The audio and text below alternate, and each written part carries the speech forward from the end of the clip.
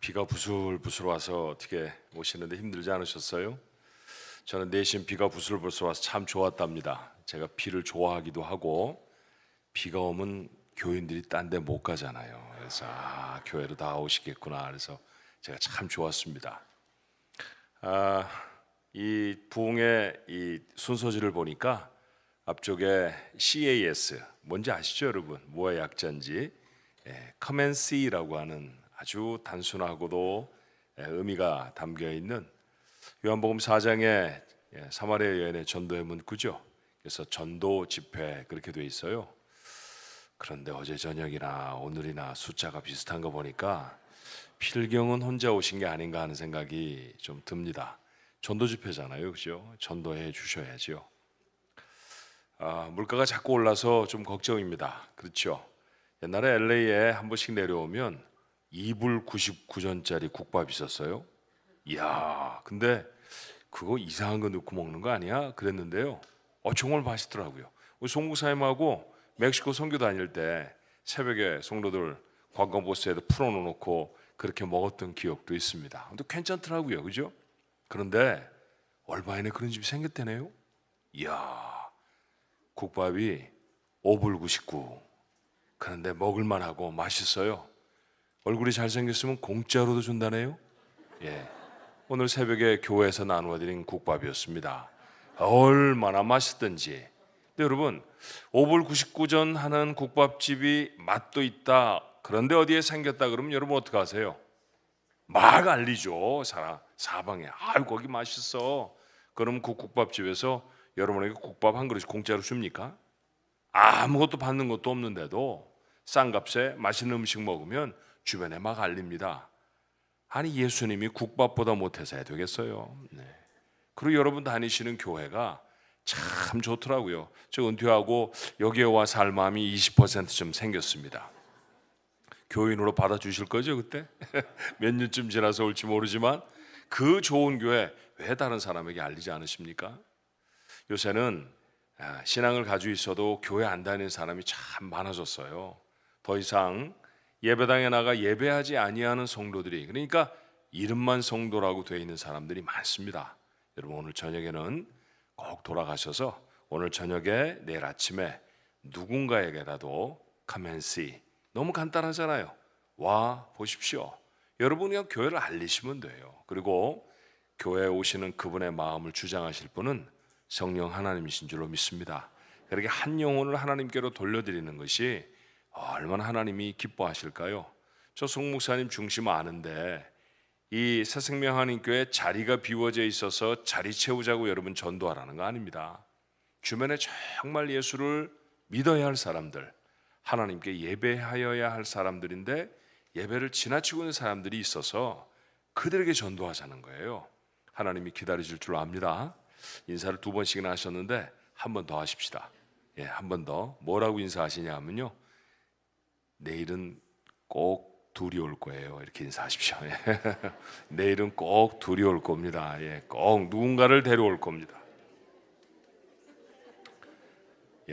우리 주일 예배가 새로운 생명으로 풍성케 되기를 간절히 바랍니다. 우리 하나님 앞에 한번 그렇게 돌려드려 보십시다. 그 사람 말 안 들어. 아니에요. 말 듣습니다. 하나님의 말씀이면 들어요. 여러분, 사마리아 여인들이, 이 사마리아 여인이 동네 사람들한테 이야기하면 그 사람들이 들었겠어요? 안 듣는 사람이었습니다. 그러니까 벌건 대낮에 12시에 나와서 물일을 하는 거예요. 원래 물일은 여자들은 그 시간에 나와서 안 합니다. 송목사님한테 배우셨죠? 안 배우신 것 같아. 한 번도 배우셨죠, 그죠? 그 시간에 나와서 여자들이 물일을 할 수가 없어요. 왜냐하면 남자들이 거리에 다니는 시간인데 배추 씻고 빨래 빨고 하려고 하면 소매 다 걷어붙여야 되잖아요. 그런데 중동 지방의 여자들의 복색에 이 팔굽이 보인다든지 발목이 보이는 것은 아주 경박한 일이거든요. 그러니까 그렇게 할 수가 없어요. 이른 새벽에 남자들이 다니지 아니하는 그 시간에 나와서 물일들을 합니다. 그러면서 신랑 흉도 보고, 그렇죠, 이웃집 험담도 하고, 보통 자기 집 숟가락은 몇 개인지 몰라도 옆집에 있는 숟가락 개수는 잘 알거든요. 그러니까 막 그런 얘기 하는 거죠. 근데 왜 이 여인은 벌건 대낮에 12시에 나와서 물일을 하고 있을까요? 이게 왕따라는 거예요. 왕따. 동네 사람들이 안 끼워주는 거죠. 함께 있으려고 하면 물이나 확 부어버리고 말이지. 두레박으로 물 기르려고 그러면 두레박 확 낚아쳐서 뺏어버리고, 그러는데 거기 가서 물을 기를 수 있겠습니까? 그러니까 아무도 없는 시간에 와서 물을 길어 갈 수밖에 없는 사람이었어요. 그 예수님이 물에 대한 얘기하니까 단박이 여자가 뭐라고 그럽니까? 저 물 좀 주십시오, 그 물. 그리고 이 물가에, 이 우물가에 안 나오도록 좀 해주십시오. 그 소원이었거든요. 그럴 정도로 그는 동네에서 왕따였습니다. 근데 예수님 만나고 그 말씀을 마음에 담았더니 마음이 뜨거워서 견딜 수가 없었어요. 우물가에 다 도구를 내놓고 동네에 들어가서 말하잖아요. 보십시오, 와 보십시오. 내가 한 일을 아는 분이 여기 계십니다. 아니, 자기 한 일 모르는 사람 그 동네에 있습니까? 시집 5번 갔다는 것도 알고, 지금 있는 사람이 남편이 아니라는 것도 다 알아요. 새로울 게 하나도 없는 얘기입니다. 아니, 곁도 주지 않고 말도 섞지 않던 여자가 모두가 다 아는 얘기 하자고 하는데 그것 따라 나오겠어요? 그런데 여러분 어떻습니까? 이게 자기 말이 아니고 하나님의 말씀이니까, 하나님의 말씀을 마음에 담고 전하니까 그 말을 거부할 수가 없는 거예요. 집집마다 문들을 다 열고 예수님께로 나와서 사마리아 여성에 비로소 복음이 전해집니다. 나중에 정신을 차리고 보니까 그 자리에 왜 있는 거예요? 그 여자가 전도에서 와 있거든요. 자존심이 상한 모양이죠. 요한복음 그 말미에 보면 이런 말씀이 있습니다. 우리가 너로 인하여 이곳에 온 것이 아니라 예수님 때문에 왔다. 자존심 한번 세우는 말씀이 거기에 딱 기록되어 있어요. 뭘 배울 수 있나요? 하나님의 말씀을 마음에 담고 전하면 그 사람의 마음에 지진이 일어납니다. 그러니까 유창한 말 괜찮아요. 안 해도 괜찮습니다. 전에 한 번도 내 말에 귀 기울여 주지 않았던 사람도 괜찮습니다. 기도하는데 내 마음속에 떠오르는 인물이 있으면 그 사람입니다. 그 사람에게 전하는 거예요. 하나님이 여러분에게 그 사람을 맡기신 거죠. 내일 아침에는 그분에게 전화를 하시든지 아니면 차를 가져가서 그분 집 문 앞에 세워놓고 같이 가자고 하시든지, 영혼을 살리는 우리 귀한 성도님들 되시기를 주님의 이름으로 축원합니다. 로마 제국은 좀 특별한 나라예요. 기원전 800년 정도에서부터 시작해서 기원 후 1400년까지 갔으니까 이게 보통 한 2400년, 역사가 기록된 이후에 그렇게 긴 생명력을 가진 제국이 없었습니다. 대단한 나라거든요. 특별히 우리가 사는 미국이 이 로마의 정치 제도를 굉장히 많이 카피해 쓰고 있다는 사실도 아시나요? 워싱턴 DC에 혹시 가보시면 아시겠지만, 워싱턴 DC에 가면 국회의원들이 모여서 회의하는 캐피탈 힐, 우리로 말하면 국회의사당이 있어요. 그 꼭대기에 조각이 하나가 서 있는데 그게 누구냐 하면요, 로마 군복을 입은 여자의 상입니다. 재밌죠? 연방 정부의 건물들은 다 보면 로마 제국의 건축물 양식인 로마네스코 양식으로 다 지어졌습니다. 어떤 건물이든 다 그렇게 지어졌어요. 미국의 국회의원을 뭐라고 부릅니까? 상원의원을 부르는 말이 뭐예요? 영어로 세나토. 세나토라는 말은 상원의원이라는 뜻이 원래는 아닙니다. 원래 뜻은 뭐냐 하면 원로원 의원이에요. 그렇게 로마 제국 거를 다 카피해서 쓰거든요. 그러니까 이 나라에 살면서는 로마 제국과 우리가 좀 가깝죠. 아는 듯 모르는 듯 이미 젖어 있습니다. 근데 그 로마 제국의 기초를 놓았던 사람은 옛날 어른들은 시저 그렇게 부르셨고요. 요새는 그래도 좀 라틴어 원문에 가깝게 부르자 그래서 카이사르 그렇게 부릅니다. 그렇죠? 비운의 암살을 당했던 사람, 그 시저 카이사르라고 하는 사람이 그 기초를 세웠어요. 근데 이 사람이 탁월한 정치인이기도 하지만 대단한 장군이기도 합니다. 지금은 프랑스 지역이라고 하는데 성경에는 고을, 갈리아라고 표현하기도 하는 그런 지역이 이 프랑스가 지금은 이제 나라로 삼은 그런 곳이거든요. 이제 그곳에 로마 군대를 끌고 가서 그곳을 평정하고 그곳을 다스립니다. 그것을 다 로마화 시켜요. 그래서 사실은 불란서 말의 70% 정도는 라틴어입니다. 라틴어가 그 어근이에요. 그러니까 그렇게 이 로마 제국의 영향을 받은 것이 바로 이 프랑스가 다스리고 있는 옛날의 고을 지방, 갈리아 지방이라는 것이죠. 근데 그것을 다 점령하고 돌아와서 이 사람이 또 글도 잘 씁니다. 그래서 몇 권의 책을 갈리아 전쟁기 이래서 남겼는데요. 아마 노벨상이 그때에도 있었다고 하면 틀림없이 노벨상을 받을 만한 그런 대단히 수려한 필체로 기록되어 있어요. 근데 그 중에 한 구절이 아주 제 마음을 끄는 말이 있습니다. 자, 카이사르는 그 책에 이렇게 썼어요. 보통 사람은 눈에 보이는 것만 본다. 그렇지만 비범한 사람은 눈에 보이지는 않지만 보아야 할 것을 보는 사람이다. 여러분 가만히 생각해보면 정말 그렇죠. 보통 사람은요 그저 눈에 비춰서 보여지는 것만 봅니다. 자기 좋은 것만 봅니다. 똑같은 것을 봐도 관심 있는 것만 봐요. 그렇죠. 그런데 비범한 사람은 자신이 꼭 보아야 할 것을 놓치지 않고 봅니다. 이 카이사르가 갈리아 전쟁기라고 하는 책을 쓴 지 조금 후에 성경이 기록된 부분이 있는데 그 성경에도 비슷한 얘기가 이렇게 기록되어 있어요. 히브리서 11장 1절에 믿음은 바라는 것들의 실상이요 보지 못하는 것들의 증거니. 자, 이것을 저는 이렇게 사역, 개인적인 번역을 하기를 좋아해요. 믿음은 보이지 않는 것을 보는 능력입니다. 믿음은 바라는 것들의 실상이요 보지 못하는 것들의 증거니. 안 보이는데 믿음을 가지고 있으면 그것이 무엇을 뜻하는 것인지 본다는 말이잖아요. 예, 맞습니다. 오늘 여러분에게 그런 놀라운 능력이 있으시기를 축원합니다. 오늘 여러분과 함께 나누려고 하는 이야기는요, 보이는 것과 우리가 보아야 할 것 사이에 있는 우리 인생의 이야기입니다. 자, 하나님은 모세를 부르셔서 사명을 주셨죠. 출애굽기 3장 9절로 10절의 말씀에 보니까 이제 가라 이스라엘 자손의 부르짖음이 내게 달하고 애굽 사람이 그들을 괴롭히는 학대도 내가 보았으니 이제 내가 너를 바로에게 보내어 내 백성 이스라엘 자손을 애굽에서 인도하여 내게 하리라. 하나님이 이렇게 모세를 부르십니다. 여러분 이스라엘 백성이 숫자로 보면 200만 명 이상이었어요. 왜냐하면 출애굽을 할 때 대오를 지어야 하니까. 여러분 이스라엘 백성들 하나님 굉장히 정확한 분입니다. 얼마나 숫자에 정확한 분인지 몰라요. 레위 사람들을 떼어낼 때 하나님에게 마땅히 바쳐야 될 첫 번째 아들들, 여러분 그거 아시죠? 그 대신으로 레위 사람들 다 내라. 그러면 한 민족, 한 부족을 받았으면 그만실 것 같은데 숫자가 좀 부족하다. 그 부족한 숫자는 돈으로 내라. 그래서 여러분 돈 받으시잖아요. 하나님이 성전에 그래서 헌금으로 채워넣는 것 여러분 레위기서에 보시면 압니다. 제가 지금 자세히 말씀은 안 드리지만 하나님 대단히 정확하세요. 여러분 11조 내는 거 다 아십니다. 얼마를 버는데 얼마를 11조를 하는지 다 아세요. 대충 뭐 반올림하고 깎아내고 그래봐야 아무짝에도 소용이 없습니다. 하나님 다 아십니다. 마음이 좋으시니까 다 그냥 그래 수고했다 고맙다 그러고 받으시는 거지. 여러분 하나님을 만홀히 여기면 안 됩니다. 하나님 되게 정확하신 분인데 그래서 성경의 기록은 어떤 부분에 대단히 정확해요. 이스라엘 백성들이 그룹을 지어서 나와야 하기 때문에 군대로 징발될 수 있는 남자의 숫자를 셉니다.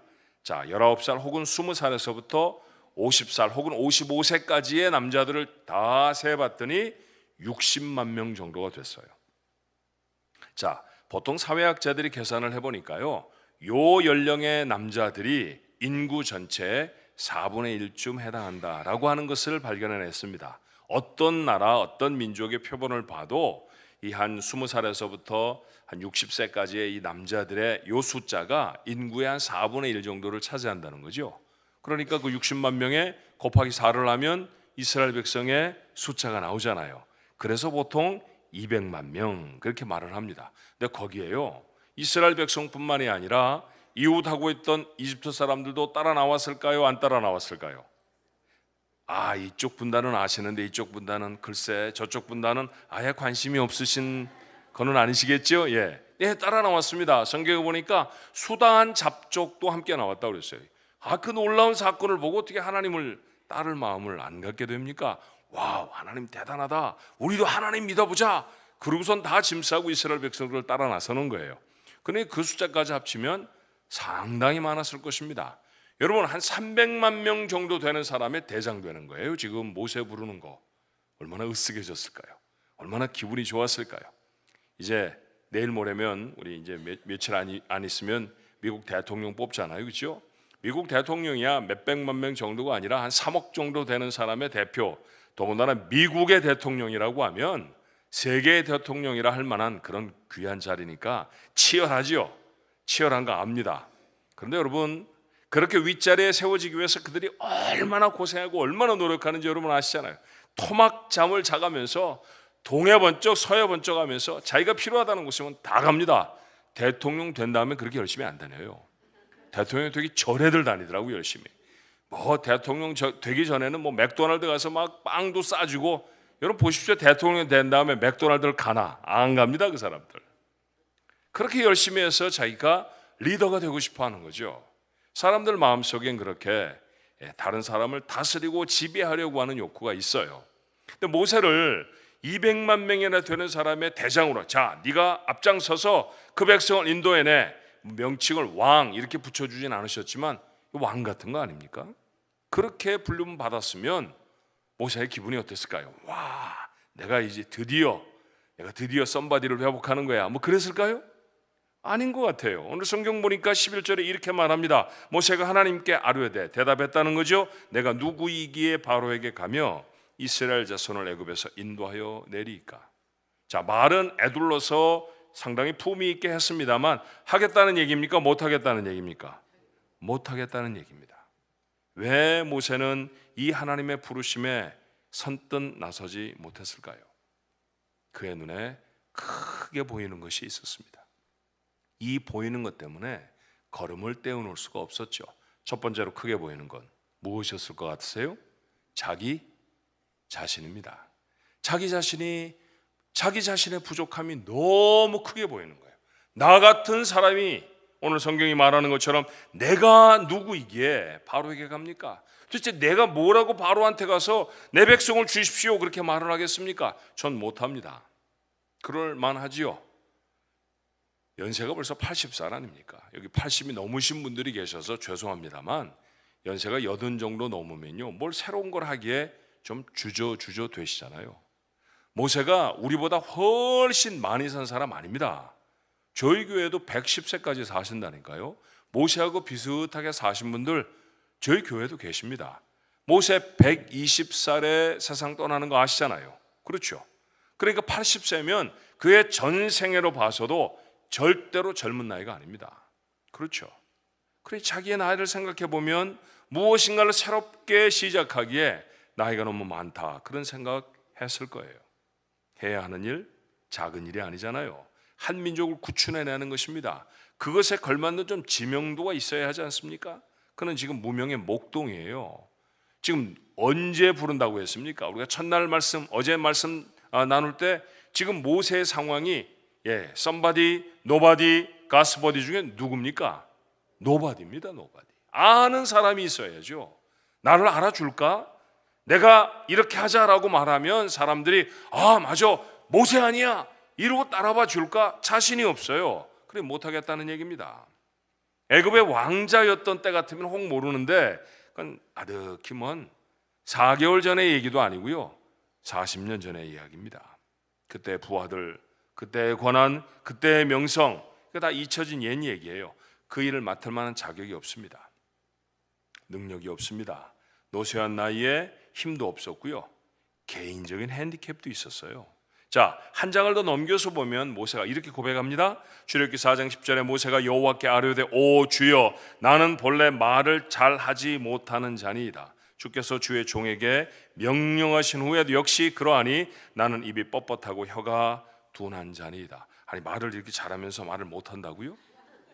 아니, 이거 핑계 아니야? 이렇게 생각하실 수 있죠. 그런데 적어도 이민교회를 다니는 분들은 이게 핑계가 아니라는 사실을 이해할 수 있지 않을까 싶어요. 저는 모세를 이해합니다. 자, 한번 잘 들어보시겠어요? 말 잘 못한다는 얘기인데요, 모세 핑계대는 사람이 일단 아니에요. 어떤 문제가 닥쳐지면 적당히 핑계대고 아닌 척하고 그 문제를 어물쩍 넘어가는 그런 성품이 아닙니다. 대단히 강직하잖아요. 대단히 용맹한 사람이잖아요. 그렇죠? 그러니까 이렇게 문제를 피하는 것은 모세 스타일이 아닙니다. 그리고 살펴보니까 모세가 정말 말에 자신이 없었을 것 같아요. 왜 그럴까요? 40년 동안을 이중적인 신분으로 살지 않았습니까? 겉으로는 뭐예요? 이집트 공주의 아들, 왕자입니다. 이집트인이죠. 근데 속으로는 누굽니까? 히브리 사람입니다. 두 가지 언어를 사용할 수 있었던 것 같아요. 어머니의 영향으로 히브리 말을 섞겠죠. 젖을 먹여주면서 그 아이를 키워내면서 계속 히브리 말로 했으니까 아마 히브리 말 익숙하게 했을 것입니다. 그럼에도 불구하고 모세의 공식적인 언어는 뭔가요? 그거는 이집트 말입니다. 이집트 말하고 히브리 말하고는 비슷하지 않아요. 전혀 다른 말입니다. 공식적인 자리에서는 어쩌면 히브리 악센트를 숨기려고 하지 않았을까요? 여러분 자녀들 키워서 아시잖아요. 자녀들 아주 유창하게 말할 때 돈 달라고 그럴 때는 아주 유창합니다. 근데 뭐 공부를 해야 된다든지 엄마 일을 도와다 주어야 된다든지 이러면 이러면서 말이 잘 안 되잖아요. 걔네들이. 그죠? 설명이 잘 안 될 때가 있죠. 그렇죠? 영어부 친구들 중에 뭐 말하면 다 인사하고 뭐 한국 그 어른들하고 잘 개로롱하는 친구들인데도 한국말 잘해 그러면 할렐루야 뭐 이렇게 얘기하는 아이들 있잖아요. 걔네들 정말 자신 없어서 그러는 거예요. 한국말로 잘 표현하는 게 자신이 없고 내가 지금 발음하는 게 맞나 뭐 이런 생각을 하는 거죠. 그러니까 이상한 얘기하다가 웃는 경우 많잖아요. 뭐 양말을 입는다고 하는 건 뭐 그거는 뭐 흔한 얘기고. 저희 아이가 중학교 학생이었죠. 한 8학년쯤 됐을 때인 것 같아요. 공부를 한참 하다가 좀 머리가 아파도 뭐합니다. 아래층에 내려오더니 엄마 공부를 하는데 머리가 아파. 그런데 지 엄마한테 그러는 거야. 엄마 우리 바람 피러 가자. 제가 옆에 앉아 있었거든요. 딸이 엄마 보러 바람 피러 가자는 거예요 지금. 이게 뭐라고 말하는 겁니까? 엄마 우리 바람 쐬러 가. 바람 쐬러 가자는 말을 모르는 거죠. 바람 피러 가자는 거예요. 지금도 그 얘기를 하면 얼굴이 벌게져서 좋습니다. 무슨 뜻인지 알죠. 근데 그렇게 한번 말하고 나면요 다시는 그 얘기 안 합니다. 또 창피를 당할까 봐 그러는 거죠. 모세의 상황입니다. 그렇죠. 오피셜한 얘기를 매번 이집트 말로 하던 사람이 지금 누구에게 가서 말해야 되나요? 히브리 사람들한테 가서 말해야 되는 거예요. 그 히브리 사람들, 그 완고한 사람들에게 유창한 히브리어를 말을 해도 그들 마음을 움직일까 말까 이게 미지수인데 자기같이 말 부족한 사람이 가서 무슨 얘기를 하겠습니까? 저 사람들을 설득할 만한 히브리어가 자신에게는 가능하지 않습니다. 사역을 받고 보니 하나님이 부르시는 그 부르심을 듣고 보니 하나님이 부르시는 그 부르심에 비해서 자기가 얼마나 형편없는 사람인지가 보여졌어요. 그래서 뭐라고 대답합니까? 못합니다. 자기가 너무 크게 보였죠. 자기의 허물이 너무 크게 보였습니다. 두 번째로 또 크게 보이는 것이 있었습니다. 히브리 사람들이에요. 그런 40년 전에 이미 히브리 사람들은 아주 뼈저리게 경험했습니다. 다시는 같이 하고 싶지 않은 이가 벅벅 갈리는 사람들이었을지 모르죠. 히브리 사람 중 하나 도와주다가 사람까지 죽였는데 그들이 고맙다는 말은커녕 자기에게 따지고 들지 않았습니까? 누가 너를 우리의 지도자로 삼았느냐? 나도 죽일 거냐? 이렇게 들이댔습니다. 그 일 때문에 광야로 도망쳤었죠. 그 민족 도와주다가 인생이 꼬여버린 것을 어떻게 잊을 수가 있습니까? 다시 그 사람들에게 돌아가서 이집트를 떠나자고 말하면 따라오겠습니까? 천만의 말씀입니다. 예상되는 그들의 반응을 모세는 하나님 앞에 이렇게 말해요. 자, 13절의 말씀에 모세가 하나님께 아뢰되 내가 이스라엘 자손에게 가서 이르기를 너희의 조상의 하나님이 나를 너희에게 보내셨다 하면 그들이 내게 묻기를 그의 이름이 무엇이냐 하리니 내가 무엇이라고 그들에게 말하리이까? 제가 히브리 사람들에게 가서 하나님이 너희들 보러 이 땅을 떠나라고 했다 그렇게 말을 하면 너 하나님 알아? 이렇게 말할 겁니다. 제가 뭐라고 대답하면 좋겠습니까? 하나님이라는 이름, 엘로힘 이런 이름을 몰라서 하는 말이 아니에요. 야훼 이런 말들을 그 하나님을 부르는 공식적인 명칭을 몰라서 하는 말이 아닙니다. 히브리 사람들이 너 하나님 모르잖아. 너 이집트 사람 아니야. 궁궐에서 살던 친구가 지금 우리한테 하나님 의논할 사람이야? 라고 말하면 제가 도대체 뭐라고 말할 것입니까? 나아가서 그 사람들 40년 만에 나타난 모세 절대로 믿어주지 않을 것입니다. 자, 출애굽기 4장 1절의 말씀해 보니까 모세가 대답하여 이르되 그러나 그들이 나를 믿지 아니하며 내 말을 듣지 아니하고 이르기를 여호와께서 내게 나타나지 아니하셨다 하리이다. 자, 모세의 말이 사실입니까 아닙니까? 여러분 출애굽기 얘기 여러분 다 아시잖아요. 그래서 마지못해서 이제 하나님에게 코를 꿰서 히브리 사람들한테 갑니다. 하나님이 하라는 대로 했죠. 너희들 다 애굽에서 떠나란다. 그랬더니 그 사람들이 감사합니다, 할렐루야 하고 짐 쌌나요? 천만의 말씀입니다. 모세가 하던 것과 똑같은 반응을 합니다. 도대체 너 누구냐? 너 하나님이 보낸 건 맞냐? 하나님이라는 분이 너한테 말한 거 확실해? 안 따라 나섭니다. 무엇라고 말해도 그들의 마음이 움직이지 않습니다. 히브리 사람, 그런 사람들입니다. 어떻게 설득할 수 있겠습니까? 끌어내야 하는, 이끌고 가야 하는 히브리 사람들을 보니 너무너무 크게 보였습니다. 그래서 대답이 무엇이었습니까? 못합니다. 저는 할 수가 없습니다. 그것뿐이 아니었죠. 바로는 또 어떻게 할 겁니까? 바로 지금 물론 조카입니다. 그런데 자기한테 이를 벅벅 갈고 있는 조카입니다. 만약 모세라는 인물이 다시 나타나면 저 옛날에 삼촌이라고 했지? 다시 왕 달라고 하는 거 아니야? 당장의 표적이 될 것입니다. 가서 뭐라고 하겠습니까? 더군다나 이 사람 이집트를 다스리는 왕이잖아요. 이집트의 경제력이 히브리 노예들을 바탕으로 하고 있다는 사실 모세 모르지 않습니다. 얼마 전까지도 40년 전만 해도 자기도 그렇게 살았거든요. 히브리 사람들은 이집트 입장에서 보면 얼마나 훌륭한 재산일까요? 근데 그 재산을 달라고 하면 순순히 주겠어요? 그럴 리가 없죠. 힘이라도 있으면, 협박이라도 좀 하면 모를까 목동이 나가서 중동 최고의 나라 왕에게 노예를 풀어주십시오 라고 말하면 듣겠습니까? 여러분 생각은 어떠세요? 듣겠습니까? 어린 반프런치도 없는 소리입니다. 자신을 봐도, 이끌어낼 백성 히브리 사람들을 보아도, 싸움을 해야 할 바로를 봐도 다 너무너무 컸습니다. 그래서 모세의 대답은 보낼 만한 사람을 보내십시오. 저는 아닙니다 였습니다. 눈에 보이는 것에 머물러 있으면 하나님의 부르심에 응답할 수 없습니다. 교회를 감당하면서 목사님이 여러분에게 이런 도전들을 하셨을 거예요. 아무개 집사님, 아무개 장로님, 혹은 아무개 목사님, 이 일을 좀 같이 하십시다.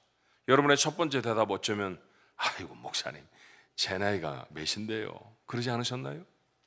제가 요즘 병원에 다녀요. 그러시지 않았어요? 예, 다 눈에 보이는 겁니다. 사실이 아니라는 말씀을 드리는 게 아니에요. 사실이 맞죠. 여러분 연세도 많고요. 여러분 병도 있을 수 있고 약하실 수 있습니다. 모세도 그랬습니다. 모세가 하는 말이 거짓말이었습니까? 아닙니다.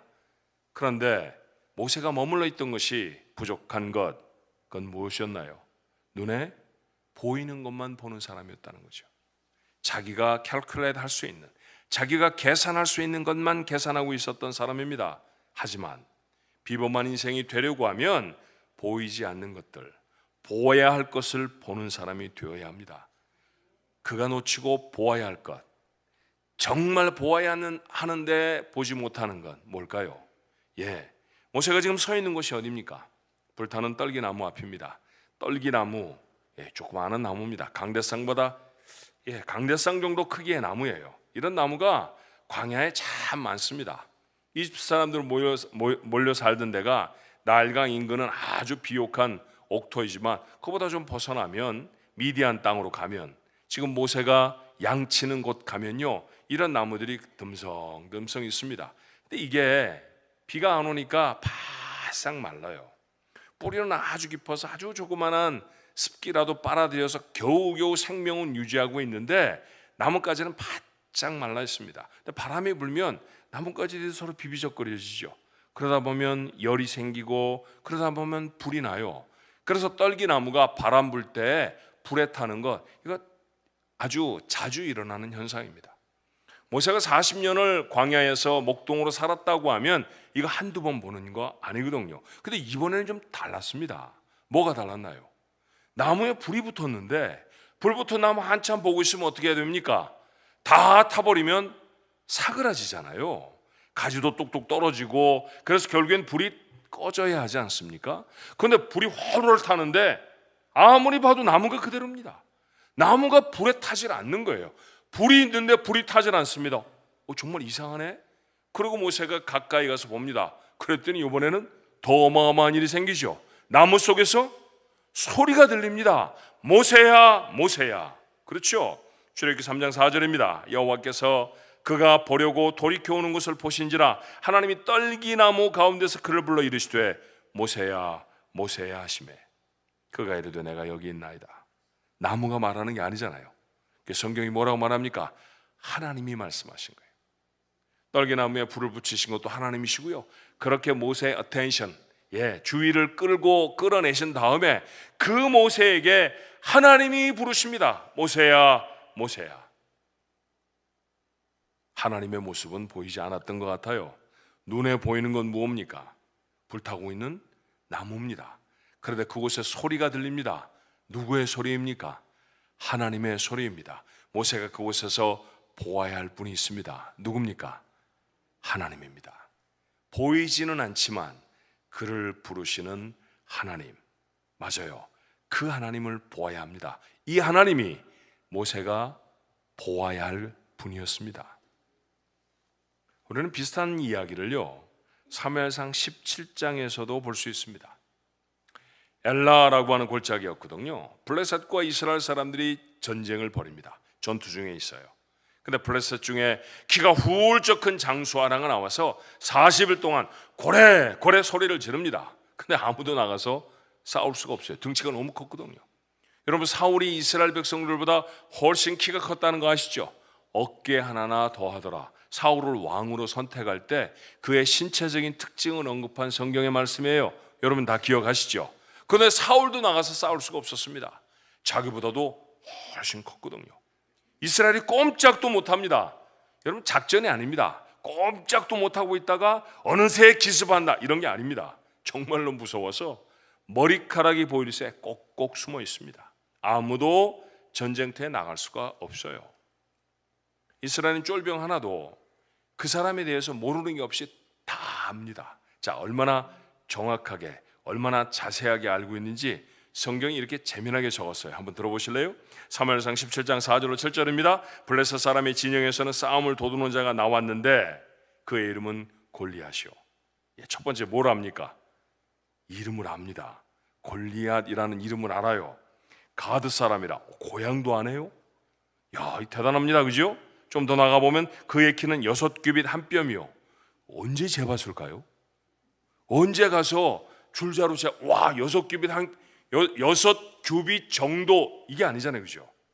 말씀드렸던 것처럼 이스라엘 사람들의 기록 중에 대단히 정확하고 정교한 기록들이 있는데 지금 그 중에 하나예요. 그죠? 6규빗 한 뼘이라고 말했어요. 그러니까 아주 정확한 키입니다. 이야, 이 사람들 대단하죠? 머리에 노트구를 썼고 몸에는 비늘 갑옷을 입었으니 보이니까 이것은 알 수 있는데 놀라운 것은 그 다음 구절이에요. 그 갑옷의 무게가 놋 5,000세겔이며 아니 언제 베껴가지고 저울에 달아봤을까요? 아니 그가 5,000세겔이나 되는 무게의 갑옷을 입고 있다는 것을 어떻게 알았느냐 말이에요. 그의 다리에는 놋 각반을 쳤고 어깨 사이에는 놋 단창을 메었으니 그 창자로는 배틀채 같고 한 번 더 나옵니다. 창날만 뽑아서 재본 사람처럼 철 600세겔이며 방패든 자가 앞서 행하더라. 모르는 게 있습니까? 모르는 게 없어요. 다 압니다. 이스라엘이 대단히 정보력이 뛰어나다는 사실을 요즘 전투 중에 많이 듣잖아요. 이스라엘 첩보 기관 알죠? 대외 첩보를 수집하는 기관을 뭐라고 말하나요? 미국 같은 경우는 CIA라고 말하고 FBI는 국내에 있는 여러 가지 사건들을 조사하는 기관이 FBI고 해외에 있는 여러 일들을 주로 스파이 영화들에 보면 단골로 나타나는 사람들은 뭐예요? CIA인데 이스라엘도 그런 기관의 사람이 있습니다. 이름을 뭐라고 하나요? 모사드. 여러분도 잘 아시네. 모르는 게 없으시네요. 근데 여러분, 이스라엘의 모사드 그 대단한 정보력은 요즘 생긴 게 아닙니다. 다윗 시대부터 이렇게 대단히 정보력이 뛰어나요. 모르는 게 없는 거예요. 다 압니다. 그런데 다 알아서 문제입니다. 골리앗을 다 알고 보니까 더 무서운 거예요. 앞에 나설 수가 없습니다. 아니 저렇게 무거운 갑옷을 입고 있는 사람한테 어떻게 나가? 아니 키가 저렇게 큰 사람하고 누가 싸울 수 있어? 아무도 나갈 수가 없는 거죠. 그래서 더 숨어 있습니다. 이 전쟁터에 어린 소년 하나가 아버지의 심부름을 왔습니다. 그 가정의 8번째 아들이에요. 8번째 아들. 근데 그 가정에 아들들이 8명이 있었다는 얘기잖아요. 맨 위로 3명만 전쟁에 참여합니다. 지금 이게 나라의 존폐가 걸린 위험한 문제거든요. 전국에 군대 동원령이 내렸습니다. 군대로 나설 수 있는 사람은 다 참전해라, 이런 얘기거든요. 그러니까 20살 혹은 조금 더 나이를 적게 잡은 19살까지는 다 나가야 합니다. 그러니까 미루어 짐작해 보면 이 다윗은 19살이 됐다는 얘기예요, 못 됐다는 얘기예요? 못 됐습니다. 연년생으로 낳았다 하더라도 이런 얘기해 보면 정말 재밌어요. 자, 세 번째 형이 예를 들어 19살이라고 하십시다. 그럼 네 번째는 몇 살일까요? 연년생으로 낳았다고요. 연년생으로. 이 다윗의 어머니가 부지런하셔서 계속 1년마다 하나씩 낳았는데, 세 번째가 19살이라고 그러면 네 번째는 18살일 거고, 다섯 번째는 17살일 거고, 그 다음에 여섯 번째는 16살이고, 일곱 번째는 15살이고, 그 다음에 막내 여덟 번째 이 하카톤이라고 불려지는 말제 다윗은 몇 살이에요? 14살이에요. 여러분, 그런 거 생각하면서 읽으면은 굉장히 현실적으로 다가오죠. 그렇죠? 사실 다윗이 14살이었는지는 불분명해요. 그런데 연년생이라고 해도 14살인 거예요. 만약에 터울이 2살이면 훨씬 더 어린 겁니다. 그렇죠? 어려서 전쟁터에도 가지 못할 아이에게, 그런데 아버지에게 대단히 충성스러웠기 때문에 치즈 몇 덩이, 빵 몇 개 싸주면서, 야, 형 잘 있나 좀 보고 와라. 마침 전쟁터가 우리 집에서 좀 가까우니까 너 살살살살 가서 형들은 좀 안전한지 좀 알아보고 와. 그리고 형들을 이 지휘하는 지휘관이 있으면 이 떡도 좀 드리고 치즈 좀 드리면서 형들 잘 봐달라고 하고 와. 그리고 보낸 거예요. 아버지 심부름 왔습니다. 그 어린아이가, 전쟁터에 나갈 수도 없을 정도의 어린아이가 그 자리에 도착했는데, 그때도 골리앗이 고래고래 소리를 지르거든요. 근데 아무도 나가서 싸우지 않습니다. 아이의 눈에 정말 이상하게 생각되는 거예요. 이상하다. 왜 아무도 나가서 싸우지를 않지? 그리고 자기가 손을 번쩍 듭니다. 어떻게 해요? 제가 나가서 싸우겠습니다. 이게 말이 되는 거예요? 전투에 징발이 되지도 못할 어린아이가 손을 번쩍 들었습니다. 제가 나가서 싸우겠습니다.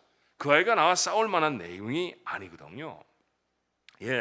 여러분, 이 얘기 다 아시니까 자세히 말 안 해도 되죠. 모두가 다 아는 이야기를 다윗만 몰랐을 리가 없습니다.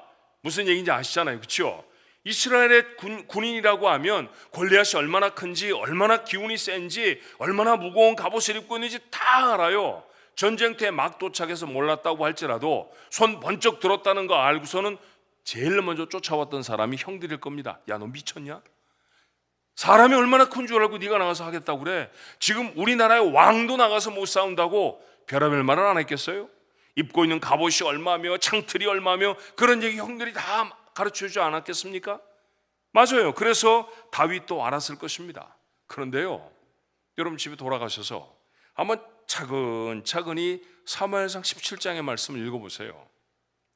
이스라엘 사람들이 모든 촉각을 다 동원해서 골리앗이 얼마나 큰지, 얼마나 힘이 센지, 얼마나 대단한지 집중해 있을 때 다윗은 이 사람에 대해서 별로 관심이 없습니다. 어디에도 얼마나 큰지, 무슨 무기를 들고 있는지에 대해서 별로 관심이 없어요. 몇 번 언급되는 말들을 살펴보니까 할례받지 못한 블레셋 사람, 그렇게 알고 있고요. 비정상적으로, 저거 왜 저렇게 큰 무기를 들고 있는 거야? 뭐 하는 거야 도대체? 그런 무지한 사람에 불과합니다. 어쩌면 이랬을지도 모르죠. 어마어마하게 크니까 사람들은 보면서, 야, 어떻게 우리가 나가서 싸우지? 그러고 다 숨어 있는데 다윗은 보면서 이러는 거예요. 와, 대따시 크다. 아무데나 던져도 맞겠다. 어떻게 빗맞어? 저렇게 큰데. 아니, 관역이 요만한 관역하고 이만한 관역하고 비교해보면 뭘 맞추기가 쉽습니까? 이만한 게 더 쉽지요. 사람들은 이만하다고 두려워서 벌벌 떠는데 다윗은 보면서 대충 던져도 맞겠는데? 아마 그랬을지도 몰라요. 그렇죠? 대신 그에게는 크게 보이는 것이 다른 것이었습니다. 그가 보는 것은 다른 것이었어요. 싸워야 할 골리앗이 크게 보인 게 아니라 그에게 크게 보인 것은 다른 것이었습니다. 무엇이었을까요? 하나님입니다. 자, 그의 첫 마디가 이래요. 사무엘상 17장 26절에 다윗 곁에 서 있는 사람들에게 말하여 이르되 이 블레셋 사람을 죽여 이스라엘의 치욕을 제거하는 사람에게는 어떠한 대우를 하겠느냐? 이 할례받지 않은 블레셋 사람이 누구이기에 그 다음에 뭐라고요? 살아계신 하나님의 군대를 모욕하겠느냐? 지금 거기에 서 있는 이스라엘 군대, 군대 나라 이름이 뭡니까? 그 군대 이름이 있잖아요. 이름이 이스라엘 아닙니까? 이스라엘이 무슨 뜻입니까, 여러분? 하나님과 싸워 이겼다, 그런 뜻 아닙니까? 아니, 세상에 하나님과 싸워 이긴 사람들이 골리앗 앞에 이길 수가 없다고 고개를 숙이고 있는 거예요. 아니, 군인이 한두 명이었겠습니까? 수천 명의 이스라엘 군인들이 그곳에 서 있고요, 그곳에 장군들도 있었을 것이고 사울이라고 하는 왕도 있습니다. 그런데요, 아무도 하나님을 기억을 못해요. 아무도 하나님을 언급하는 사람이 없어요. 아무도 하나님을 보는 사람이 없어요. 그 자리에 심부름 같은 어린아이 하나가 그 하나님을 기억합니다. 모두가 다 볼 수 없었던 하나님. 전쟁 때 하나님 안 보이시죠? 나와서 싸움을 도두는 골리앗밖에 안 보이죠. 그게 보이는 것입니다. 그런데 여러분, 보통 사람은 보이는 것만 봅니다. 그런데 비범한 사람은 어때야 한다고요? 보아야 할 것을 봅니다. 보아야 할 것이 무엇입니까? 하나님이었습니다. 다윗은 그 보아야 할 하나님을 봅니다. 살아계신 하나님, 아무도 볼 수 없었던 하나님이 이 아이에게는 보였습니다. 다윗은 이 하나님에 대해서 9번이나 확신 있게 말해요. 그 사무엘상 17장을 읽어보면 9번이나 언급합니다. 그런데 골리앗에 대해서는 아주 스쳐서 지나가도 딱 2번 얘기합니다. 9대 2입니다. 우리가 세상에서 보이는 것 보아야 하는 비율은 2이고요, 보아야 할 하나님을 보는 것은 9이어야 합니다. 이 비율이 크리스천의 삶의 비율이에요. 이렇게 살아야 싸움을 이깁니다. 하나님을 본 아이는 전투의 경험도 없는 소년이었죠. 무기도 없습니다. 사울이 칼을 줬는데 칼을 칼집에서 뽑을 수가 없는 거예요. 너무 칼이 커서. 군복을 입혔는데 군복이 땅에 질질질 끌립니다. 그런 걸 입고는 싸울 수가 없잖아요. 어떻게 할 수가 없습니다. 그러니까 다윗이 이런 거 다 필요 없습니다. 하나님하고 가면 됩니다. 하나님하고만 가면 됩니다. 그로선 그가 들었던 게 뭘까요?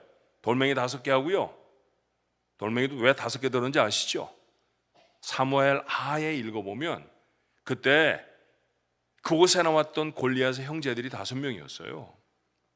나중에 다윗이 왕이 돼서 다 죽입니다만 그 전쟁터에 손가락 6개, 발가락 6개씩 달려있던 가드 출신의 큰 자, 기골이 장대한 자 5명이었습니다. 한 사람 앞에 돌멩이 하나씩입니다. 골리앗을 맞추는데 하나가 빗나가면 2번째 쓰고 2번째 빗나가면 3번째 쓴다는 얘기가 아닙니다. 앞에 하나면 enough, 충분한 거예요. 빗나가도 빗나갈 수가 없죠. 스치기만 해도 죽는 겁니다. 다윗은 그 믿음이 있었어요. 돌멩이 5개 챙깁니다. 그가 늘 하던 것처럼 새총 비슷하거든요, 물매가. 그 물매 챙겼고요, 막대기 하나 들고 섭니다. 이거 싸우는데 사용하는 물건 아니죠. 골리앗이 보고선 기가 막혀서 네가 나를 개로 여기느냐? 개 몰 때 쓰는 거거든요, 그거. 그러니까 이게 전쟁터인데 너 애들 놀이처럼 생각하고 나온 거 아니냐? 기가 막혀서 그렇게 허허대고 웃었죠. 허허대다가 결국에 이마에 정통으로 돌멩이 맞고 죽어버렸지만 말입니다. 그렇죠. 다윗은 그렇게 아무것도 없었지만 나갔습니다. 그리고 이깁니다. 결론은 뭘까요? 오늘 이 얘기의 결론들은 뭘까요? 사랑하는 성도 여러분, 하나님을 봐야 사명을 감당할 수 있습니다. 하나님을 봐야 이깁니다. 세계 경제의 동향이 아니라 하나님, 나와 함께 하신 하나님을 봐야 기업을 일구어요. 소셜 시큐리티가 얼마나 되는지, 앞으로 미국 경제가 어떻게 돼서 내게 얼마나 더 많은 돈을 줄지, 여러분 그런 거 아닙니다. 하나님을 보면 하나님이 여러분 먹이시고 하나님이 여러분 입히실 줄로 믿습니다. 여러분의 자녀들이 있잖아요. 자녀들이 아니라 그 자녀를 주신 하나님을 봐야 그 아이 키워낼 수 있습니다. 여러분에게 손자 손녀 맡기시면, 여러분 아들 딸들이 맡기면 귀찮다 하지 말고요, 그 아이 기가 막히게 키워내 보십시오. 할아버지 할머니들이 기가 막히게 키워낼 수 있습니다. 다시 한번 시작해보는 거죠. 하나님이 어쩌면 할아버지 할머니들에게 세컨드 찬스를 주시는 건지 몰라요. 너 아들 키울 때 좀 잘못했지. 그때 먹고 사느라 바빠서 기도 많이 못했잖아. 그때 열심히 성경 못 가르쳐 줬잖아. 근데 한 번 더 맡겨볼게. 한 번 더 해볼래? 여러분 왜 그걸 사명으로 못 받습니까? 마음에 탁 품고요, 하나님 앞에 나서는 거예요. 주일날이면 그 아이를 데리고 교회에 나와서 예배드리게 하는 거예요. 아이들에게 말하면 되잖아요. 월요일부터 토요일까지 애들 맡기고 가지 말고 나는 화요일부터 주일까지 맡겨야 봐준다. 주일에 안 맡기면 나 애 안 봐줄 거야. 여러분 좀 그렇게 딜 좀 해보세요. 그리고 주일날 여러분에게 아이를 맡기면 그 아이의 손을 붙들고 할아버지 할머니가 예배당에 나오는 거예요. 그렇죠? 그리고 눈에는 안 보이는데 하나님을 볼 수 있게 해주는 거죠. 그 눈을 띄워놓으면 그 아이 세상에서 승리합니다. 다윗처럼 이기는 자가 될 줄로 믿습니다. 그게 여러분의 사명인 거예요. 복음을 막아서는 세상의 권세들이 얼마나 많은지 모릅니다. 여러분 요즘 교회 잘 되고 부흥한다는 교회 들어보셨나요? 없잖아요. 모두가 다 무너지고 다 안 옵니다. 이렇게 이마에다가 내천자만 그리고 있을 게 아니라 여러분 하나님이 하시는 일인데 뭐들이 그렇게 화를 냅니까? 이럴 때에도 하나님을 바라보며 하나님이 원하시는 사람을 하나님의 교회에 보내 믿게 하시는 그 하나님을 의지하며 하나님 앞에 기도하는 거죠. 교회를 세상에 세우신 분 하나님 아니십니까? 그 교회를 감당하게 하시는 분 하나님이시지 우리입니까? 아닙니다. 우리가 아는 거 아닙니다. 목회 한 40년쯤 해보니까요, 자랑할 게 아무것도 없더라고요. 정말 그래요. 제가 한 40년 목회했거든요. 얼마 전에 후배 담임 목사 이 취임식에 가서 권면했습니다. 제가 꺼낸 첫 마디가 그랬습니다. 다들 알죠. 제가 40년 목회하고 교단의 총회장인 거 압니다. 대단한 말 할 줄 알았는데 제가 이랬어요. 제가 목회 40년 해보니까 목회에 사람의 자랑은 아무것도 없습니다. 아무것도 자랑할 게 없습니다. 목회만 그렇습니까? 여러분 인생 살아가는 모든 과정이 사람이 하는 게 어디 있어요? 다 하나님이 하셨죠. 하나님이 하셨습니다. 그 하나님을 보아야 앞으로 살아갈 삶도 감당할 수 있을 줄로 믿습니다. 교회도 선교도 하나님을 보아야 감당해요. 내 앞을 막아서는 골리앗 같은 문제가 아니라 내 뒤에 계신 골리앗보다 훨씬 큰 하나님을 보아야 여러분의 문제를 풀 수 있을 줄로 믿습니다. 내게 쉽지 않잖아요. 하나님도 아세요. 눈에 보이지 아니한 하나님을 보고 그 하나님을 믿고 따른다는 게 어렵다는 거 하나님이 아십니다. 그래서 하나님이 우리를 도와주세요. 모세에 어떻게 도와주셨나요? 자, 첫 번째 하나님 누구신지 가르쳐 주십니다. 출애굽기 3장 14절에 하나님이 모세에게 이르시되 나는 스스로 있는 자니라. 또 이르시되 너는 이스라엘 자손에게 이같이 이르기를 스스로 있는 자가 나를 너희에게 보내셨다 하라. 여러분 이름을 물어보는 거는요, 위에 사람이 아랫 사람에게 물어보는 거예요. 여러분 아시죠? 그죠? 적어도 한국 문화에서 그렇지 않습니까? 예. 애들이 어른한테 이름이 뭐예요? 이렇게 물어보면 이게 건방지게 이게 엄마 아빠한테 도대체 어떻게 배운 거야? 이렇게 생각되잖아요. 근데 우리가 아이들한테 너 이름이 뭐니? 이렇게 물어보면 그건 할 수 있는 일이죠. 근데 지금 누가 누구에게 이름을 물어봅니까? 모세가 하나님에게 물어보는 거예요. 하나님 이름이 뭡니까? 그러면 하나님이 건방진 녀석 같으니라고 내 이름을 물어봐? 이러셔야 되잖아요. 근데 하나님이 설득을 해요. 나 스스로 있는 자다. 스스로 있는 자가 보냈다고 가서 말하면 돼. 여러분 이게 얼마나 절절한 하나님의 마음이신지 여러분 아셔야 합니다. 아이의 눈을 맞추려고 어른이 무릎을 접고 아이의 높이로 얼굴을 내리는 것처럼 하나님이 사람의 모습으로 낮추셔서 그들에게 말하는 거예요. 내 이름이 스스로 있는 자야. 무슨 뜻입니까? 스스로 있는 자라고 하는 말에 담겨져 있는 신학적인 의미는 너무 큽니다. 그런데 좀 쉽게 생각해보면 뭐예요? 상황에 휘둘리는 분이 아니시라는 거죠. 모세가 약하다고 일을 못하시는 분도 아니고요, 바로가 강하다고 해서 실패할 수 있는 분은 더더군다나 아닙니다. 하나님은 스스로 계신 분입니다. 아무도 그의 능력과 의지를 거스릴 수가 없습니다. 그 하나님이 나하고 뭘 하시겠다고 하시면 반드시 하는 줄로 믿습니다. 그렇게 하나님이 자기를 가르쳐 주시는 거예요. 모세가 눈으로 확인하도록 능력도 보여주셨죠. 자, 지팡이를 뱀으로, 뱀을 지팡이로 바꾸시는 사건도 압니다. 성경이 이렇게 적어요. 출애굽기 4장 2절로 4절에 여호와께서 그에게 이르시되 내 손에 있는 것이 무엇이냐? 그가 이르되 지팡이니이다. 여호와께서 이르시되 그것을 땅에 던지라 하심에 그 땅에 던지니 그것이 뱀이 된지라. 모세가 뱀 앞에서 피하며 물리면 죽는 거예요. 그래서 피했습니다. 근데 하나님이 그 다음에 더 어려운 걸 하라고 하시네요. 여호와께서 모세에게 이르시되 내 손을 내밀어 그 꼬리를 잡으라. 그가 손을 내밀어 그것을 잡으니 그의 손에서 지팡이가 됩니다. 생명을 잃어버린 마른 지팡이도요, 하나님이 명령하시면 사람을 두렵게 하는 뱀이 될 수 있어요. 그리고 물리면 치명적일 그 뱀을 하나님의 명령대로 잡으면, 여러분 이거 어렵습니다. 나무를 던지는 것, 그래서 뱀이 되는 걸 할 수 있을지 모르는데 꾸불꾸불 기어다니는 뱀 꼬리를 잡아라 이렇게 말씀하시면 아이고 하나님 다른 건 안 돼요 이렇게 말하고 싶지요. 그런데 그럴 때 용기를 내서 꼬리를 잡으면 아무것도 아닌 막대기가 됩니다. 이게 하나님이 모세에게 보여주시는 거예요. 여러분 눈에 보이게 너무 어렵게 보이고 이건 내가 못해 너무 부담스럽게 보이는 일도요, 하나님이 말씀하신 대로 나서서 붙들면 하나님의 기적을 체험하게 될 줄로 믿습니다. 그게 전부가 아니었어요. 모세의 손은 문둥병에 걸릴 수도 나을 수도 있었습니다. 출애굽기 4장 6절로 7절이죠. 여호와께서 또 그에게 말씀하십니다.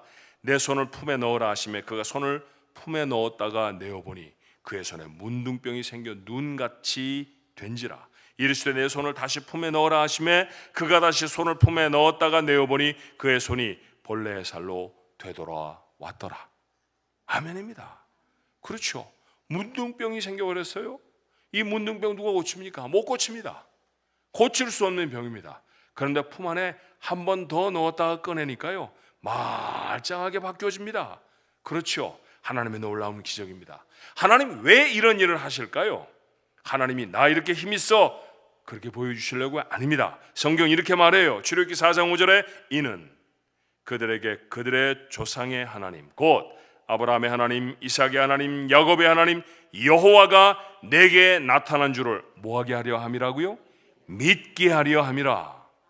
우리가 믿게 하려고 하나님이 기적을 보여주세요. 저희 아이들이 아주 어렸을 때 필라델피아에 있을 때예요. 이제 병원 같은 데 신방을 가면 이제 파킹랏 찾기가 좀 어렵잖아요. 그럼 아이들한테 이제 뭐 병원을 가든지 뭐 쇼핑몰을 가든지 뭐 그럴 때 아이들한테 얘기합니다. 파킹랏이 없네. 기도해야지. 그럼 이제 저희 아이들 둘이 전 쌍둥이 아빠입니다. 딸이 둘인데 쌍둥이에요. 두 녀석이 하나같이 다 이제 소리를 합창을 하죠. 하나님 뭐 파킹랏 주세요. 뭐 이런 것도 아니고 하나님 파킹랏 파킹 주세요. 이렇게 얘기를 합니다. 그런데요, 정말 제가 기억하는 한도 내에서는 한 번도 예외가 없이 파킹랏 주세요 하면 딱 생겨. 이야, 놀라운 일이에요. 놀라운 일. 하나님이 그렇게 하셨어요. 근데 전 모르고 지나갔거든요. 근데 나이가 좀 들어서 대학을 다닐 때인데 어디가 좀 아팠습니다. 그래서 병원에 데려갔다가 오늘 좀 쉬어라 그랬더니 이 아이가 저한테 딱 그럽니다. 아빠 기도는 안 해줘? 기도? 아빠 나도 성도 아니야. 기도를 해줘야지. 기도하면 나을까? 제가 이제 일부러 시비를 걸어본 거죠. 그랬더니 이 아이의 입에서 이런 이상한 얘기가 튀어나오는 거예요. 아빠 내가 어렸을 때 파킹랏 주세요 그러면 하나님이 턱 주셨잖아. 난 그때 이후로 하나님이 기도하면 들어주실 거라고 한 번도 의심해 본 적이 없어. 여러분 이거예요. 우리의 삶 속에 하나님이 크고 작은 기적들을 보여주십니다. 여러분 기적 같은 삶 살아가지 않으세요? 왜 그럴까요? 그 기적이 없으면 못 살아서가 아닙니다. 그 기적을 동원하시며 하나님이 여러분에게 확인시키시죠. 나 믿어라. 나 믿고 사는 거야. 눈에 보이지 않는다고 자꾸 눈에 보이는 것만 쫓아가지 말고 보이지 아니하는 나를 보고 나보고 나 따라와야 해. 하나님의 계속된 사인입니다. 여러분 그걸 놓쳐버리면 안 되죠. 그렇죠? 여러분이 오늘까지 호흡하고 있는 것이 기적인 줄로 믿습니다. 그것이 기적이라고 하면 그 기적을 통해 하나님이 여러분을 뭐하게 하시는 걸까요? 내가 있다. 내가 네 편이다. 이거 믿게 하시려고 하는 일인 줄로 믿습니다. 하나님이 나를 믿게 하시는 거예요. 하나님이 내게 그렇게 말씀해 주십니다. 하나님이 나를 믿게 하려고 수많은 사건들을 동원하십니다. 2024년 한 해만 여러분 한번 곰곰 회고해 보세요. 사람들은 안 된다고 하는 일들이 여러분 속에 어떻게 되어졌는지, 야, 포기하고 싶었는데 그때 어떻게 그 일들이 되어졌는지, 아니면 하다못해 정말 하나님 다리가 아파요, 파킹 하나 주세요, 그랬더니 파킹 하나 적 생겼던 일까지 한번 생각해 보시라고요. 하나님이 여러분에게 얼마나 놀라운 은혜를 베풀어 하나님이 존재한다는 사실을 보이시는지 모릅니다. 안 보이는 하나님을 눈을 닦고 보려고 애를 쓰고 정신을 바짝 차리고, 여러분 그런 게 아니에요. 우리가 마음을 순수하게 갖고 하나님을 보려는 마음만 가지면 하나님은 늘 내 곁에 계십니다. 하나님은 늘 내 곁에 계세요.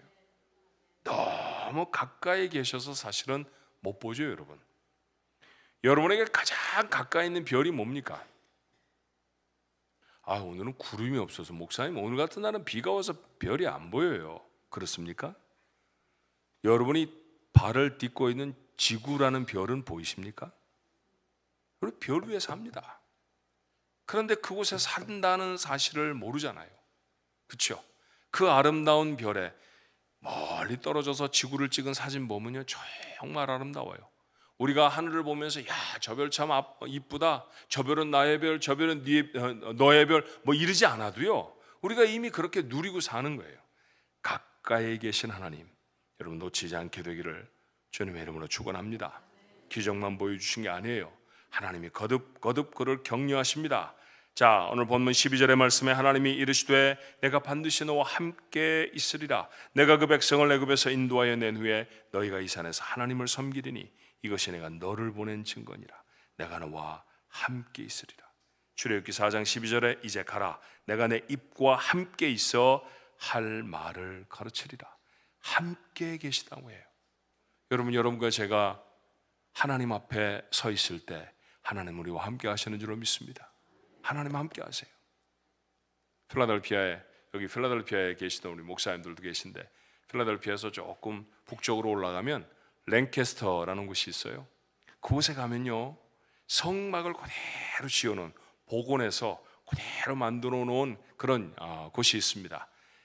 침례교회 일파인 메노나이트라고 하는 사람들, 그 사람도 개신교회 교인들이에요. 이단이 아니고 그 사람들이 그 성막을 지어놓고 성막을 이제 관광으로 오는 사람들에게 설명을 다 해줘요. 근데 참 잘 만들었어요. 성경에 말하는 길이, 모양, 재질 똑같이 만들어 놓았습니다. 그래서 이제 손님들이 오시면 한 번씩 모시고 가서 봐요. 그런데 어느 날 설명을 해주는 분이 이게 맨 위에는 무슨 염소털로 만들었고, 그 다음에 뭐 수달에 가지고 했고, 그 다음에 간격은 얼마고, 이건 금이고 저건 은이고, 뭐 이런 얘기를 쭉 설명을 해주었습니다. 한참을 들었죠. 그랬더니 제사장이 한 번씩 그 안에 들어가서 제사를 지냅니다. 이런 얘기도 했어요. 광야를 지날 때 이렇게 하면서 하나님을 예배했습니다. 그래서 제가 가만히 보다가 이런 얘기를 질문을 했죠. 혹시 바닥이 뭐로 되어 있는지 아십니까? 근데 제가 성경을 읽어봐도 성막의 바닥이 뭐로 됐는지는 한 번도 읽어본 적이 없어요. 혹시 여러분 읽어보신 적 있나요?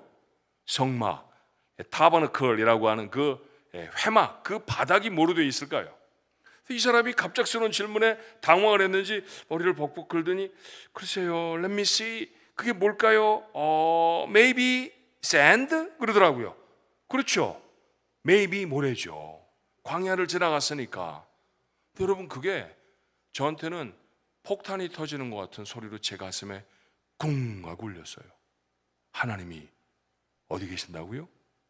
모래 위에 계시는 거예요. 하나님이 먼지가 풀풀 나리는 광야 위에 계시는 거예요. 왜요?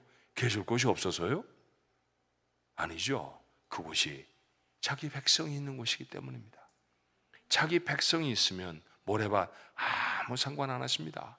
그러고 성경을 읽었더니 창세기에 눈물이 펑펑 나는 구절들이 있더라고요. 여러분, 요셉은 아버지의 정말 사랑받는 딸 아니었습니까? 아들 아니었습니까? 그런데 그 아들이 노예로 팔려갑니다. 17살에 노예로 팔려가서 얼마나 죽을 고생을 하는지 몰라요. 근데 여러분, 이런 기록 기억하시죠? 보디발이 그를 사서 종으로 삼았는데 하나님이 요셉과 함께 하심으로 보디발의 집이 복을 받더라. 요셉이 지금 그 집의 양자가 된 게 아닙니다. 요셉이 어디서 잘까요? 행랑채에서 자는 거예요. 노예들의 숙소에서 자는 거예요. 맨 처음에 이집트 말도 할 수 없었을 때 그 요셉의 처우가 무엇이었을까요? 바닥이나 쓸고 가장 허드렛 일을 하는 그런 사람이었을 것입니다. 그런 어려운 일을 하는, 새우잠을 자는 그곳에 하나님이 요셉과 함께 하십니다. 왜요? 요셉이 하나님의 사람이니까 그렇습니다. 몇 장을 넘기니까 더 기가 막혀요. 보디발의 아내가 유혹을 하다가 요셉이 옷을 벗어놓고 나가니까 그곳으로 참소하잖아요. 그래서 오해를 했던 보디발이 깊은 감옥에 가둡니다. 요셉이 억울한 누명을 쓰고 감옥에 갇혔습니다. 요셉이 감옥에 갇혔는데 성경이 뭐라고 말합니까? 여호와께서 그곳에 요셉과 함께 하심으로 전옥이 은혜를 받더라. 하나님이 어디 계시다고요? 감옥에 계시는 거예요. 하나님이 감옥에 계세요. 여러분, 이게 상상이 되세요? 하나님이 어떻게 감옥에 계십니까? 하나님은 감옥이라도 아무 상관이 없어요. 왜요? 그곳에 누가 있으면, 하나님의 사람이 있으면 함께 하십니다. 하물며 우리겠습니까? 오늘 우리의 삶 속에 하나님이 함께 하십니다. 내가 대단한 믿음을 가졌건 아니면 형편없는 믿음을 가졌건 구원 얻는 믿음, 예수 그리스도가 나를 위해 죽으셨습니다, 그분 믿으면 구원받습니다, 이것 하나 분명한 사람, 그 사람은 누구나 예외 없이 하나님이 그 안에 함께 하시는 줄로 믿습니다. 그 하나님이 함께 하시는 그 삶, 여러분 그걸 잊지 않아야 해요. 그 하나님을 임마누엘이라고 말하잖아요. 세상에 오신 예수님의 다른 이름이 무엇이었습니까? 오늘 누군가 말씀해 주신 것처럼 임마누엘 아니었나요? 하나님이 우리와 함께 하십니다. 하나님이 우리와 함께 하신다는 놀라운 증거들을 하나님이 얼마나 우리에게 보여주시는지 몰라요. 모세에게는 어떻게 보여주셨나요? 말 못한다고 하니까 히브리 말 유창하게 잘하는 형 아론, 동역자로 주십니다. 아론은 형이었지만 단 한 번도 모세의 권위를 넘어선 적이 없어요. 동생인데 그 앞에 철저히 굴복하면서 모세가 이스라엘 백성을 인도해내는 동안 조력자로 그 옆에 섭니다. 아론뿐이었습니까? 여호수아, 갈렙 전부 다 하나님이 예비하신 동지들이잖아요. 그런 사람들을 곁에 세워주셔서 하나님이 그 어마어마한 일을 감당하게 해내십니다. 인생은 전쟁의 연속입니다. 어떻게 승리할까요? 부흥회를 마치고 세상에 나아가면 여러분은 또다시 해결해야 될 문제들과 씨름을 해야 합니다.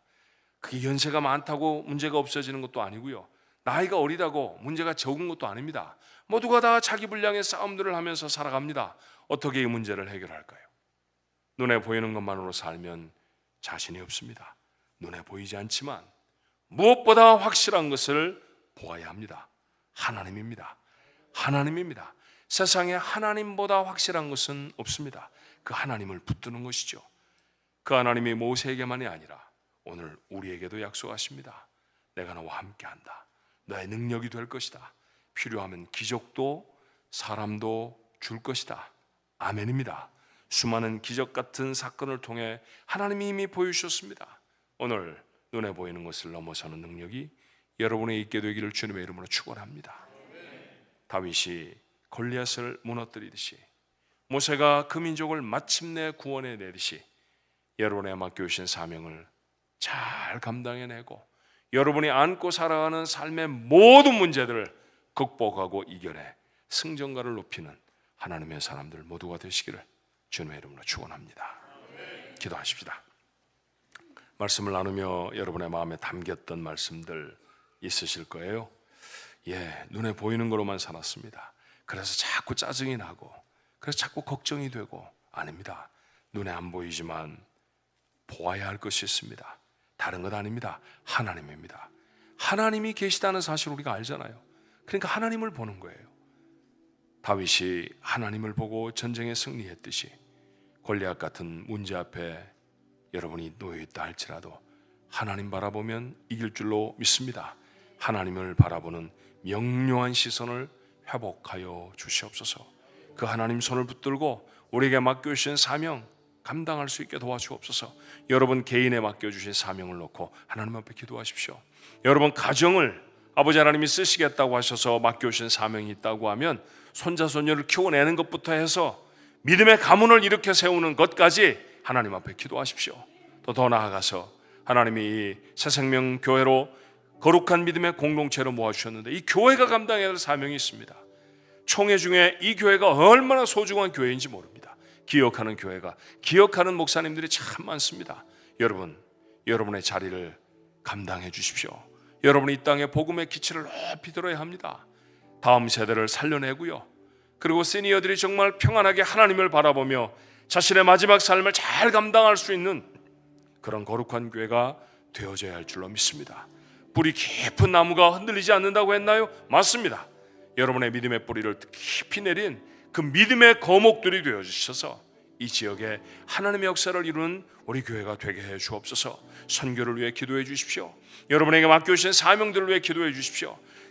교회의 아주 작은 일까지라도 내가 해야 할 일이 있다고 하면 하나님 이거 감당하게 해 주옵소서. 눈에 보이는 것이 아니라 눈에 보이지 않는, 그러나 보아야 할 하나님으로 제가 감당할 것입니다. 이 시간에 같이 한번 통성으로 우리 목사님 나오셔서 기도 인도해 주실 때까지 기도합니다. 은혜와 사랑이 많으신 아버지 하나님,